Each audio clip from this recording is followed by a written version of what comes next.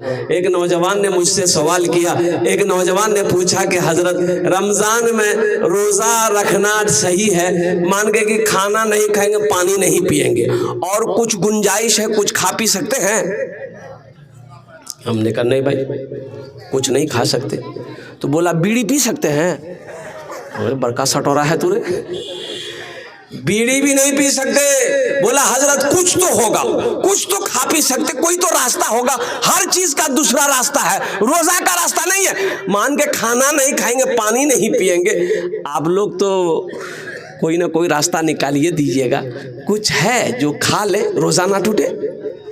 ہم نے کہا کہ بابو ایسا کوئی چیز نہیں ہے کہ کھاؤ روزہ نہ ٹوٹے، کھاؤ گے تو روزہ ٹوٹے گا۔ بولا کچھ تو ہوگا حضرت جو نہیں کھانے سے روزہ نہ ٹوٹے، کچھ تو ہوگا، کچھ تو ہوگا، کچھ نکالیے۔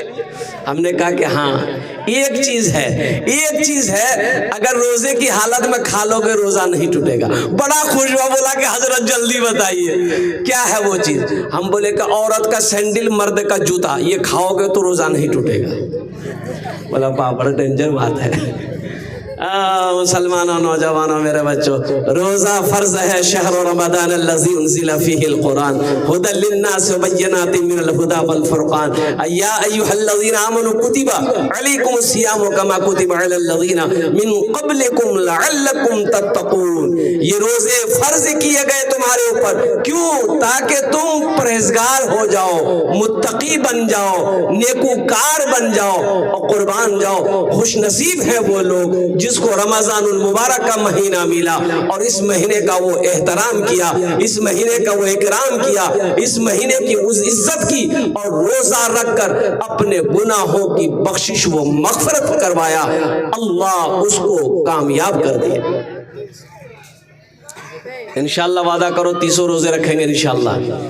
الحمدللہ اللہ ہمارے بھائیوں نے، نوجوانوں نے، بچوں نے ہاتھوں کو بلند کیا ہے۔ اللہ ہم سب کو اس مہینے کی عزت، اکرام، احترام کرنے کی، پابندی کے ساتھ 30 روزے رکھنے کی توفیق عطا فرما دے۔ آمین ثم آمین۔ یہ رمضان کے حوالے سے تھا، کچھ پیغام میں نے آپ تک پہنچا دیا۔ اور ایک بات اور بھی ہے، رمضان میں اپنے ہاتھوں کو لمبا رکھنا۔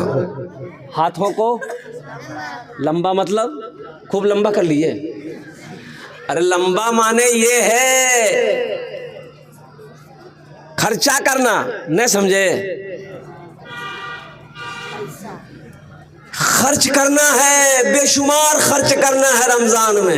اللہ کے نبی جناب محمد رسول اللہ صلی اللہ علیہ وسلم اتنا سخاوت کرتے رمضان کے مہینے میں، وہ یوں کتابوں میں آیا ہے کہ جیسے ہوا کا جھونکا جیسے چلتی ہے نا، ہوا جیسے تیز چلتی ہے، اسی طریقے سے اللہ کے رسول صلی اللہ علیہ وسلم رمضان المبارک کے مہینے میں خرچ کرتے تھے صدقہ خیرات کا۔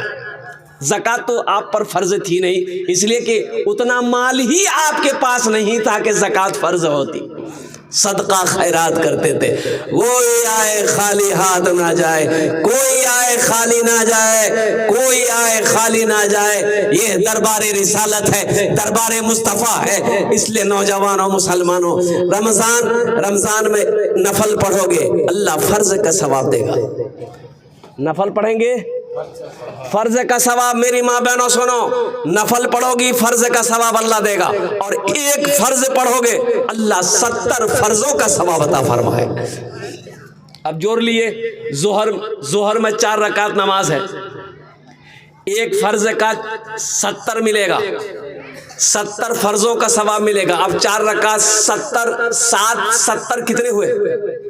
جوڑ لی، کتنے فرضوں کا ثواب ملا؟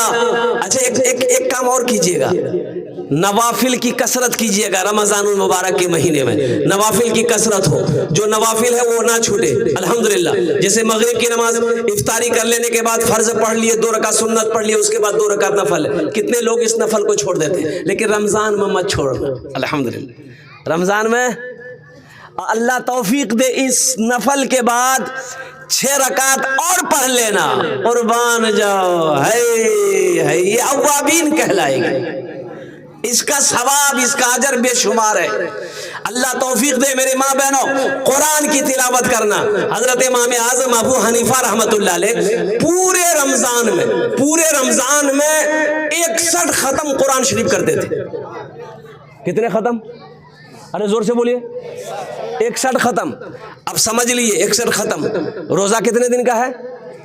30 دن کا ہے۔ ختم کتنا ہو رہا ہے؟ 61 ہو رہا ہے۔ اور قربان جاؤ، یہ ختم آپ دن میں کرتے تھے، یہ ختم رات میں کرتے تھے۔ قربان جاؤ، یہ قرآن پڑھنے کا شوق دیکھو، جذبہ دیکھو، اللہ اکبر کبیرہ۔ آج ہمیں توفیق نہیں ہوتی ہے، گھر میں قرآن رکھا ہوا ہے، کھول کر نہیں دیکھتے، پڑھنے کی بات تو چھوڑو، سالوں سال گزر جاتا ہے، قرآن کھولا نہیں گیا۔ اللہ اکبر کبیرہ۔ بتاؤ کل قیامت کے دن یہ قرآن، اللہ کا قرآن آپ کا گریبان پکڑے گا کہ نہیں پکڑے گا؟ اللہ کی بارگاہ میں شکایت کرے گا کہ نہیں کرے گا؟ دنیا قرآن کو پڑھ کر چاند پر چلی گئی، دنیا قرآن کو پڑھ کر چاند پر چلی گئی، اب قرآن آج ہمارے گھر پہ رکھا ہوا ہے، در در کی ہم ٹھوکریں کھا رہے ہیں۔ ہاں قرآن پڑھتے ہیں، ہم لوگ بھی پڑھتے ہیں۔ کب پڑھتے ہیں؟ کب پڑھتے ہیں؟ جب کوئی مر جاتا ہے تب پڑھتے ہیں۔ اب ادھر پڑھتا کہ نہیں پڑھتا شاید؟ ارے مرتے وقت میں پڑھتے ہیں؟ ارے مردے کے پاس سورہ یاسین پڑھتے ہیں؟ ارے ہاں یا نہ بولیے نا۔ ہاں تب اس وقت پوتا کو بولے گا، بیٹا جلدی قرآن نکال پڑھ، جلدی دادا مر تو جلدی۔ اور یہ قرآن اس وقت نکلے گا جب قسم کھانی ہوگی، جب قسم کھانی ہوگی۔ اس وقت لوگ جھگڑا کریں گے، لڑائی کریں گے، جب نہیں جیت پائے گا تب کہے گا قرآن اٹھے بے، لاؤ قرآن کھاؤ قسم۔ قرآن قسم کھانے کے لیے پیدا کیا گیا تھا، نازل کیا گیا تھا، اتارا گیا تھا۔ اے مسلمانوں، نوجوانوں، قربان جاؤ۔ اللہ کے محبوب صلی اللہ علیہ وسلم آخری حج کے وقت میں ارشاد فرمایا تھا، اے دنیا والوں، اے لوگوں، میرے صحابیوں سنو، میں تمہارے درمیان 2 چیزوں کو چھوڑ کر جا رہا ہوں، اگر تم اسے پکڑے رہے، مضبوطی کے ساتھ تھامے رہے، تمہاری سر بلندی رہے گی، ہر قوم تمہاری عزت کرے گی، اسے چھوڑنا نہیں، اگر اسے تم چھوڑ دیے تم گمراہ ہو جاؤ گے۔ تو صحابہ نے پوچھا، یا رسول اللہ صلی اللہ علیہ وسلم، میرے ماں باپ آپ پر قربان، وہ دونوں چیزیں کون سی ہیں؟ آمینہ کے لال جناب محمد رسول اللہ، سارے لوگ بولو صلی اللہ علیہ وسلم نے ارشاد فرمایا کہ سنو، پہلی چیز اللہ کا قرآن ہے۔ اللہ کا، ارے بولو اللہ کا قرآن ہے، پہلی چیز اللہ کا قرآن ہے، اسے پکڑے رہنا، مضبوطی کے ساتھ تھامے رہنا، اس کی تلاوت کرنا، اس پر عمل کرنا، اور دوسری چیز میری سنت ہے، اسے بھی تھامے رہنا، اسے بھی پکڑے رہنا۔ اگر تم نے ان دونوں چیزوں کو مضبوطی کے ساتھ تھام لیا، ہر قوم تمہاری عزت کرے گی، ہر ملک تمہارا احترام کرے گا۔ اگر تم نے ان دونوں چیزوں کو چھوڑ دیا تم گمراہ ہو جاؤ گے۔ بتائیے آج ہم ان دونوں چیزوں کو چھوڑے ہوئے ہیں کہ نہیں ہے؟ بولیے ذرا زور سے بولیے۔ نبی کی سنت کو بھی چھوڑے ہوئے ہیں، نبی کی سنت کو بھی ہم چھوڑے ہوئے ہیں، قرآن کو بھی ہم چھوڑے ہوئے ہیں۔ یہ تو کہیے ہمارے مدرسے دینی قلعے ہیں، قربان جائیے، اللہ اکبر کبیرہ۔ حضرت قاری عمران صاحب بھوانی پور میں جو مدرسہ چلا رہے ہیں الحمدللہ، کم سے کم میں سمجھتا ہوں کہ 400 سے نیچے کم بچے نہیں ہیں۔ اللہ اکبر کبیرہ والحمدللہ کثیرہ وسبحان اللہ بکرۃ واسیلہ، اللہ اکبر کبیرہ۔ یہ دینی قلعے مدرسے ہیں، مدرسوں کی وجہ سے یہ قرآن یوں کہہ لیجیے اللہ اکبر کبیرہ تلاوت قرآن کی ہو رہی ہے۔ اے مسلمان نوجوانوں، یہ وہ کتاب ہے جس کتاب کی حفاظت کا ذمہ میرا اللہ نے لیا ہے۔ انا نحن نزلنا الذکر وانا لہ لحافظون، یہ قرآن میں نے ہی نازل کیا ہے، اس کی حفاظت میں ہی کروں گا۔ کون کہہ رہا ہے؟ ارے زور سے بولیے۔